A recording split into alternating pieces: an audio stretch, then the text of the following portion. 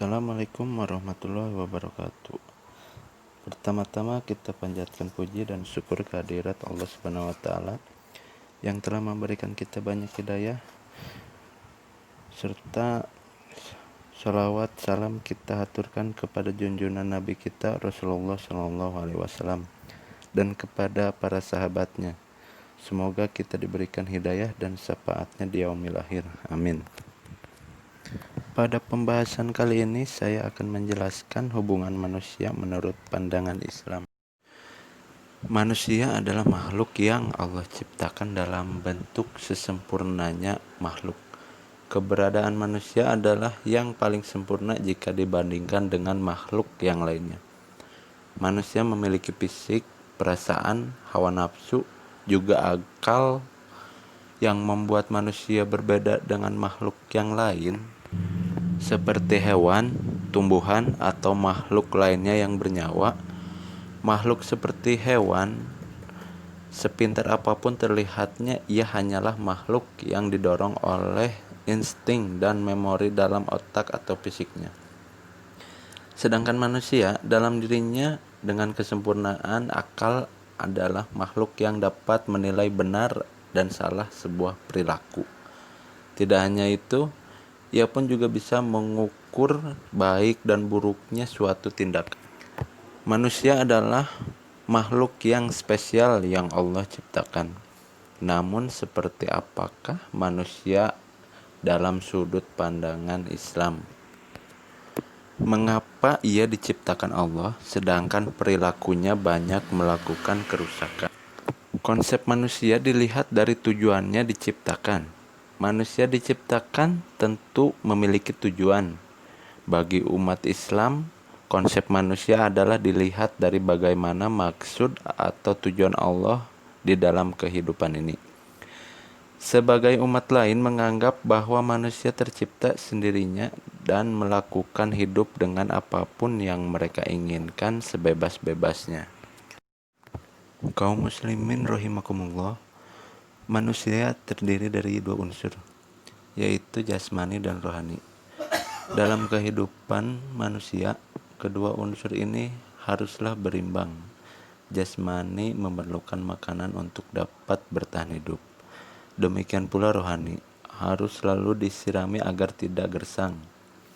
Islam mengajarkan agar kita selalu menyeimbangkan antara kebutuhan jasmani dan kebutuhan rohani. Kebutuhan duniawi dan ukhrawi, Islam tidak membenarkan seseorang yang dalam hidupnya hanya mementingkan kebutuhan jasmani dengan mencari dunia untuk kebahagiaan jasmani semata.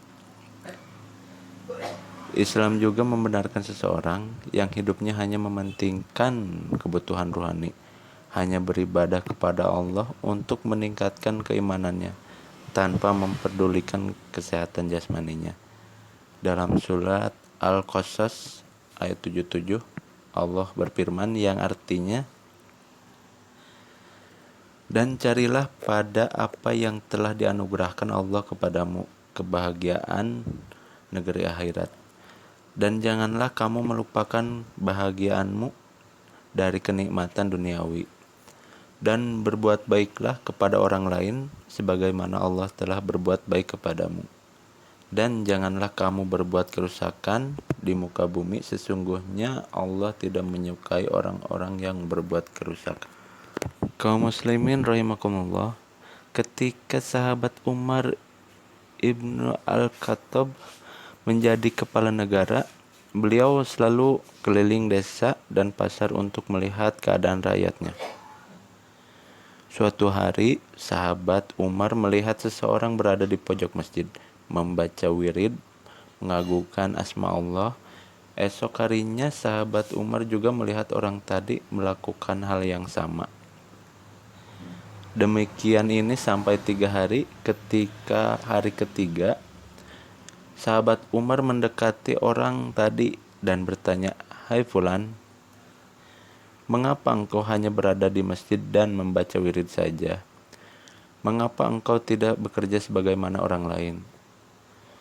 Orang tadi menjawab, "Wahai Amirul Mukminin, seandainya Allah mentakdirkan aku kaya, pasti harta itu akan datang kepadaku, walau aku hanya membaca wirid di masjid saja." Mendengar jawaban orang tadi, sahabat Umar marah serta mengeluarkan orang tadi dari masjid.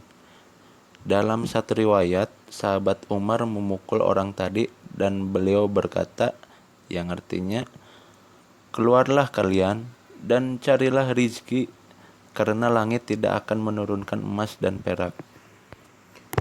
Dalam riwayat lain, pernah sahabat Umar bertemu dengan Zaid ibnu Maslamah yang sedang bercocok tanam.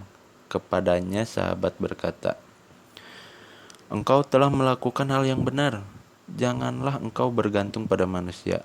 Perbuatanmu ini akan lebih menjaga agamamu dan memuliakan kamu di hadapannya." Dari riwayat-riwayat di atas, kita bisa mengambil hikmah pelajaran betapa pentingnya menyeimbangkan antara kebutuhan jasmani dan rohani, antara kebutuhan duniawi dan ukhrawi. Inilah konsep kebahagiaan manusia yang sebenarnya menurut Islam. Manusia hidup di dunia tentunya memiliki identitas dan mengetahui siapa dirinya.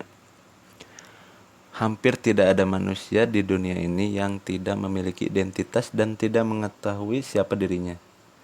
Meskipun demikian, jarang sekali di antara manusia yang benar-benar mengerti dan mengenal siapa dirinya sebenarnya, dan untuk tujuan apa ia hidup di dunia. Apakah hanya sebatas untuk makan, minum, tidur, atau mencari uang saja? Mungkin banyak dari kita yang tidak mengetahui apa pentingnya mengenal diri sendiri atau mengetahui jati diri kita di hadapan Allah Subhanahu wa taala. Pada hakikatnya, mengenal diri sendiri adalah salah satu hal yang diperintahkan Allah Subhanahu wa taala kepada umatnya. Semua manusia yang ada di dunia ini tentunya mengetahui siapa namanya, di mana ia tinggal, dan dari mana kota ia berasal, di mana ia dilahirkan, dan lain sebagainya.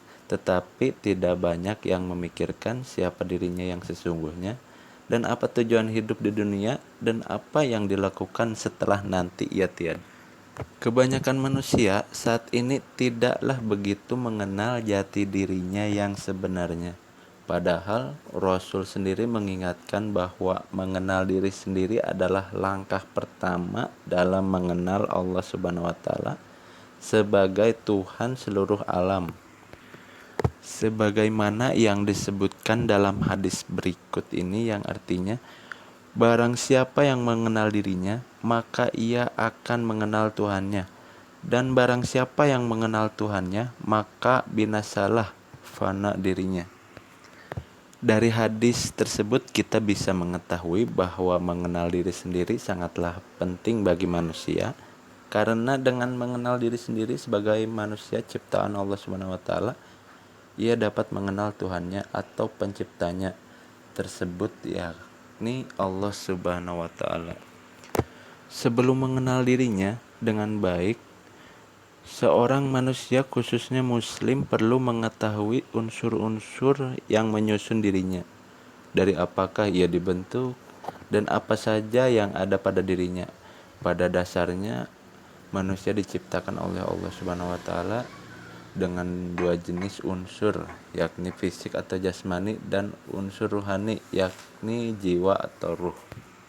Unsur jasmani atau fisik adalah tubuh di mana jiwa seseorang manusia hidup.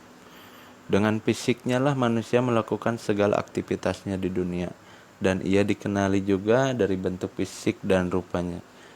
Allah Subhanahu wa taala sendiri telah menciptakan manusia dengan sebaik-baiknya bentuk dan lebih baik dibandingkan dengan makhluk lainnya sebagaimana disebutkan dalam ayat berikut ini. Laqad khalaqnal insana fi ahsani taqwim, yang artinya sesungguhnya kami telah menciptakan manusia dalam bentuk sebaik-baiknya. Al-Quran Surat At-Tin ayat 4.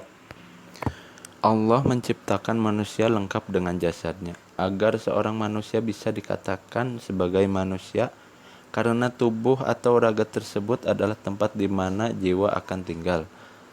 Sementara setelah seseorang mati dan jiwanya meninggal, tubuh maka jasadnya tidak lagi berguna bagi dirinya.